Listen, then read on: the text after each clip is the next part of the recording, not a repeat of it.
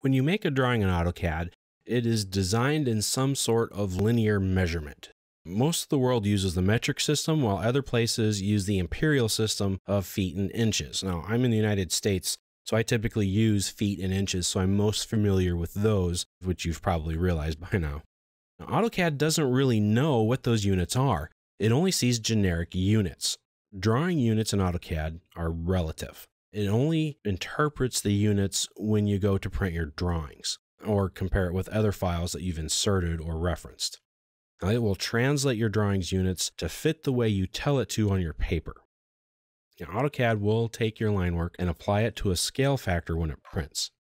It will take the size of the paper you're printing on and scale your drawing objects accordingly. When you draw, make sure to know what units you are using. Your units can be anything. It can be feet, inches, meters, kilometers, or even parsecs if you're going to make some kind of space travel map, for an example. But it doesn't matter. What does matter is that you draw to full or real scale and in one unit. AutoCAD can really only draw in one set of units at a time. Now, there is a units setting where you can define or at least declare what your drawing's units will be. Now, to get to it, type in the word units. Press enter. Now, you can also get to this through the application menu. If you click on it and go down to drawing utilities and select, and here is the units control button. It pops up the same interface system here. Here you will designate the type of units blocks will be inserted in or other drawings. It also sets up the way your units will be displayed. You can choose from architectural, decimal, engineering, fractional, or scientific. Now, when you draw with the architectural, engineering, or fractional settings, AutoCAD is assuming that you're working in inches and will display your units in feet and inches. So it will say, hey, this is 5 feet, 7 inches long. But keep in mind that all of your units are in measurements of inches. So if you type in the number 1, it's drawing it at 1 inch. If you're drawing in the number 12, 12 will be 12 inches long. Yes, it will also be equal to 1 foot, but AutoCAD will interpret it as 12 units long. Now, it's smart enough to know that 12 inches is a foot and will display your object as being 1 foot, 0 inches long. And when you're entering in objects to specific lengths for architecture, you can tell it to be 2 feet, 0 inches, or you can type in 24 inches. So keep that in mind. Architectural format will display fraction of an inch in fraction form, while the engineering setting displays them in decimals of an inch. Now, the other unit settings that we have here can be used to represent any form of measurement. The decimal setting will display your objects in units and decimals. A scientific displays them in scientific notation, and fractional will display them as fractions of units, typically inches. So the decimal setting is probably the most common setting for units used in AutoCAD, followed then by architectural setting. It may be the case that you will never use all or more than one of these display settings throughout your career, and that's perfectly fine. So once you have defined your type of length, meaning how is it going to be displayed, architectural, decimal, etc., you have to select your insertion scale. Now, the insertion scale will tell AutoCAD exactly what each unit actually represents.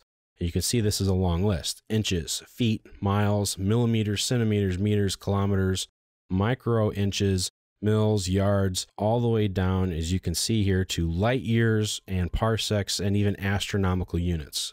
Just a bit of trivia: 1 astronomical unit is equal to the distance from the Earth to the Sun. So if you're making drawings on that type of a scale, by all means use that.